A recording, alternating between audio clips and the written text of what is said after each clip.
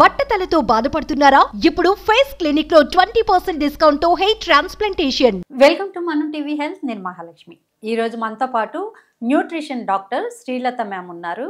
వారితో అసలు ఎలాంటి ఆహారం తీసుకుంటే ఆరోగ్యం మెరుగ్గా ఉంటుందో అడిగి తెలుసుకుందాం. నమస్తే మేడం.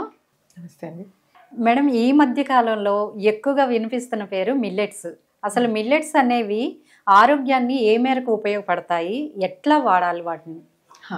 సో మిల్లెట్స్ అని మనకి ఈ మధ్యలో ఎక్కువగా వినబడుతున్నాయి, కానీ అవి చాలా పురాతన కాలం నుండి మనం వాడుతున్నాం అనమాట. వీటిని ముఖ్యంగా రెయిన్ ఫెడ్ క్రాప్స్ అంటారు. అంటే ఎక్కడైతే నీరు సరిగ్గా ఉండవో, నీరున్న చోట చక్కగా వరి వేసుకుంటారనమాట.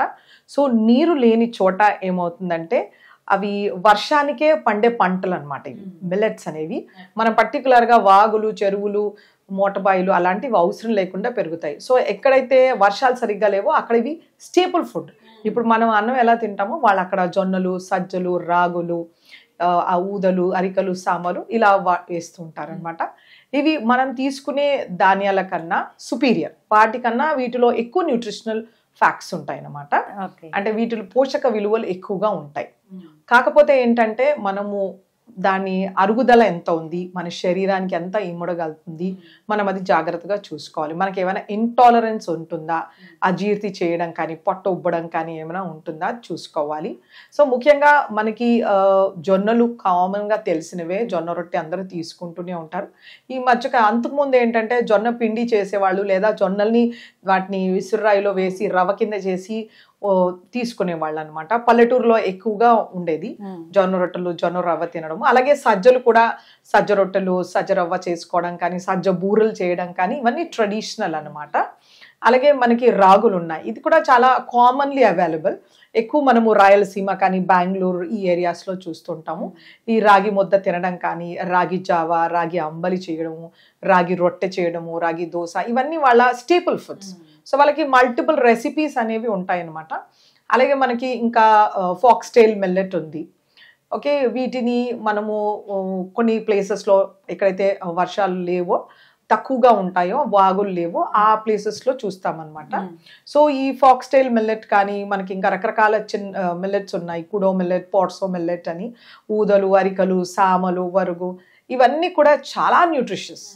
మనం వీటిని ఇప్పుడు ఫాక్స్టైల్ మిల్లెట్ ఉందనుకోండి, దీన్ని మనము క్వినోవాతో కంపేర్ చేసుకోవచ్చు. ఇప్పుడు quinoa is suppose to be one of the leading grains అనమాట. ఇప్పుడు మనం అబ్రాడ్లో కానీ, ఇండియాలో కానీ 700-800 రూపీస్ కేజీ పెడతాం. ఈ మనకి ఫాక్స్టైల్ మిల్లెట్ ఏదైతే ఉందో, ఇది మనకి జస్ట్ ఇంతకు ముందు అయితే ఒక డికేడ్ బ్యాక్ 30 రూపీస్కి కొనుక్కునే వాళ్ళం. ఇప్పుడైతే అది 180-250 అలా అయిపోయింది, because this lot of boom. Okay, so వీటిని ఫైబర్ కంటెంట్ ఎక్కువగా ఉంటుంది, ఐరన్ కంటెంట్ ఎక్కువగా ఉంటుంది, vitamins, minerals, trace elements excellent ఉంటాయి అన్నమాట. సో ఈ మిల్లెట్స్లో ఏంటంటే మనం ఒక జాగ్రత్తగా గమనించుకోవాలి, వీటిలో యాంటీ న్యూట్రిషనల్ ఫ్యాక్టర్స్ ఉంటాయి. ఈ యాంటీ న్యూట్రిషనల్ ఫ్యాక్టర్స్ ఏం చేస్తాయంటే మన శరీరంలోకి ఐరన్, జింక్, కాల్షియం ఇలాంటి మినరల్స్ని అబ్జార్బ్ కానివ్వదు అనమాట. సో అందుచేతనే వీటిని ఎక్కువ మోతాదులో తీసుకోవద్దు. లెట్స్ సే 3 పూటలు తీసుకోవడం కానీ, 2 పూటలు కాకుండా 1 మీల్ తీసుకోవచ్చు. ఆర్ ఇప్పుడు అన్కంట్రోల్డ్ షుగర్స్ ఉంటే 2 మీల్స్ తీసుకోవచ్చు.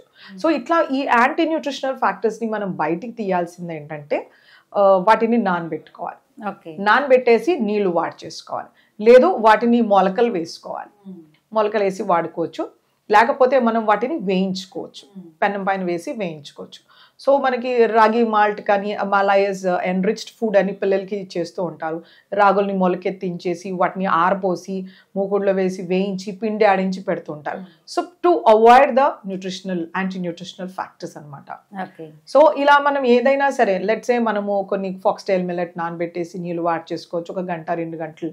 మనకి ఇప్పుడు బియ్యం కడిగి నానబెట్టి వాడి చేస్తే బయటికి వైటమిన్స్, మినరల్స్ వెళ్ళిపోతాయి. మిల్లెట్స్లో అలా ఉండదు. మిల్లెట్స్లో ఏంటంటే మనం వాటిని రీఫైన్ చెయ్యము, ఓన్లీ దానిపైన ఉన్న షెల్ ఏదైతే ఉంటుందో దాన్ని తీసేస్తాం. So it is not refine. రైస్కి ఏంటంటే అలా వడ్ల నుండి మనం బియ్యాన్ని తీస్తే బ్రౌన్ రైస్ ఉంటుంది, మనం అలా చెయ్యట్లేదు, మనం వాటిని మిల్లింగ్ చేసేస్తాం. సో ఆ న్యూట్రియంట్స్ అన్ని ఎక్స్పోజ్ అవుతాయి బయటికి. అప్పుడు మనం బాగా కడిగి వాటిని నానబెట్టిస్తే న్యూట్రియంట్స్ ట్రైన్ అవుతాయి అన్నమాట. సో మిల్లెట్స్కి అలాంటి పరిస్థితి ఉండదు. ఓకే, బ్రౌన్ రైస్ కూడా వాడకం ఎక్కువగా మారింది. అయితే ఇది తొందరగా డైజెషన్ అవ్వదని వింటున్నాము. అది ఎట్లా వాడమంటారు అంటారు? సో మనకి బ్రౌన్ రైస్ రకరకాలుగా ఉంటుందండి. సో ఈ బ్రౌన్ రైస్లో ఏంటంటే మనం గ్రెయిన్ క్వాలిటీ ఏంటి, సో దాని కుకింగ్ టైం ఎంత, వాటర్ ఎంత తీసుకుంటుంది, అది మనం జాగ్రత్తగా చూసుకోవాలి. ఫస్ట్ ఆఫ్ ఆల్ ఆ గ్రెయిన్ని బాగా నానబెట్టుకోవాలి. ఒక 4 hours or 5 hours అలా నానబెట్టేసుకుని తర్వాత ఎక్కువ వాటర్ వేసి దాన్ని కుక్ చేయాల్సి ఉంటుంది. సో దాన్ని మనం బిసిబెల్లబాత్ కానీ, పొంగల్ రూపంలో కానీ, ఇంకా ఏదైనా కిచిడి వెరైటీస్ సాఫ్ట్గా చేసే ఫుడ్, రసం రైస్ కానీ, సాంబార్ రైస్ కానీ అలా చేసినప్పుడు ఏమవుతుందంటే మనకి వాటర్ కంటెంట్ అందులో ఆర్ దాల్ కంటెంట్ ఎక్కువ ఉంటుంది, రైస్ కంటెంట్ కొంచెం వస్తుంది, ఆర్ వెజిటేబుల్ కాంబినేషన్లో. అప్పుడు మన డైజెస్టిబిలిటీ అనేది పెరుగుతుంది. ఇవన్నీ సాఫ్ట్గా ఉంటాయి, బేబీ ఫుడ్స్ లాగా. సో తేలిగ్గా అరుగుతాయి. మీరు అన్నట్టు కొంతమందిలో ఏంటంటే డైజెషన్ కెపాసిటీ తక్కువగా ఉంటుంది, ఆర్ వాళ్ళ చూయింగ్ టైం తక్కువగా ఉండొచ్చు, ఆర్ కొంతమందికి గ్యాస్ట్రోఇసోఫేజియల్ రిఫ్లక్స్ ఉంటుంది, వాళ్ళకి ఇలా యాసిడ్ రావడం. ఇలాంటి వాళ్ళకి బ్రౌన్ రైస్ డైజెషన్ అనేది కష్టం. అలాంటి వాళ్ళు సింగిల్ పాలిష్ బ్రౌన్ రైస్ తీసుకోవచ్చు అనమాట. అంటే దాన్ని ఒకసారి పాలిష్ పడతారు. సో అలాంటివి ట్రై చేయొచ్చు. లేదా ఆ బ్రౌన్ రైస్ని నూక కింద చేసేసుకుని విసర్రాయిలో వేసి ఆర్ మిక్సీలో కొట్టేసి వాటిని కుక్ చేసుకోవచ్చు. First most important soaking time ఎక్కువగా ఉండాలి, కుకింగ్కి వాటర్ ఎక్కువగా వేసుకోవాలి, బాగా నమిలి తినాలి, మోతాదుగా తినాలి. వైట్ రైస్ లాగా ఎక్కువ మోతాదులో తింటే ఇండైజెషన్ రావచ్చు. షుగర్ పేషెంట్లకి ఎంత మేలు చేస్తాయి మేడం బ్రౌన్ రైస్? షుగర్ పేషెంట్స్కి ఏంటంటే మిల్లెట్స్ అనేవి ఎక్సలెంట్ అని చెప్పొచ్చు. మనం ఎవరికైనా మోతాదుగా, సపోజ్ షుగర్ ఎందుకు వస్తుంది మనకి ఎక్కువ పిండి పదార్థం తీసుకోవడం వలన మన ప్యాంక్రియాస్ పైన కొవ్వు పెరిగిపోయి మన ఇన్సులిన్ సరిగ్గా ప్రొడ్యూస్ అవ్వకుండా మనకు వచ్చేస్తుంది. సో మనము అది బ్రౌన్ రైస్ తీసుకున్నా, మిల్లెట్స్ తీసుకున్నా, వైట్ రైస్ తీసుకున్నా ఒకటి గుర్తుపెట్టుకోవాల్సింది ఏంటంటే కార్బోహైడ్రేట్ కంటెంట్ గింజ ధాన్యంలో ఒకే అంత ఉంటుంది.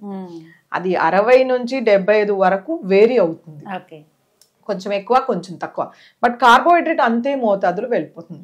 సో మనకి ఇక్కడ మిల్లెట్స్కి బ్రౌన్ రైస్లో ఉన్న ఒక ప్లస్ పాయింట్ ఏంటంటే వీటిలో ఉండే ఫైబర్. సో ఆ ఫైబర్ ఏం చేస్తుందంటే మనం ఆహారం మిల్లెట్స్ కానీ బ్రౌన్ రైస్ తిన్న వెంటనే మనకి షుగర్ ఇలా రిలీజ్ అవ్వకుండా 4 hours మెల్లిగా డైజెషన్ అవుతుంది. అదే మనం వైట్ రైస్ తిన్నాము, ఎక్కువ క్వాంటిటీలో మెత్తగా ఉంటుంది, టేస్టీగా ఉంటుంది, శుభ్రంగా తినేస్తాం, అలా షుగర్ పెరిగిపోయి మళ్ళీ పడిపోతుంది, డౌన్ అయిపోతుంది. So there is a crest and trough. So అలాంటప్పుడు మన కిడ్నీస్కి బ్రెయిన్కి ఎఫెక్ట్ అయ్యే ఛాన్స్ ఉంటుంది అనమాట. ఈ మిల్లెట్స్ కానీ మనం బ్రౌన్ రైస్ కానీ మళ్ళీ ఎక్కువ మోతాదులో తీసుకుంటే అదే పరిస్థితి వస్తుంది, కాకపోతే కొంచెం మెల్లిగా ఇంక్రీజ్ అవుతుంది. సో ఈ మిల్లెట్స్ బ్రౌన్ రైస్ని కూడా మనం పోర్షన్ కంట్రోల్ చేసుకోవాలి. మనకు 60 grams సరిపోతుందా, 50 grams, 70 grams మోతాదుగా ఎక్కువగా తీసుకోకూడదు. అవైనా పోర్షన్ కంట్రోల్ చేస్తే మన గ్లూకోజ్ అనేది సస్టైన్డ్ రిలీజ్ ఉంటుంది. సో ఆ ఫాల్ అండ్ రైజ్ అనేది ఉండకుండా ఉంటుంది. So it is very good for diabetes. Okay ma'am, thank you. Thank you madam.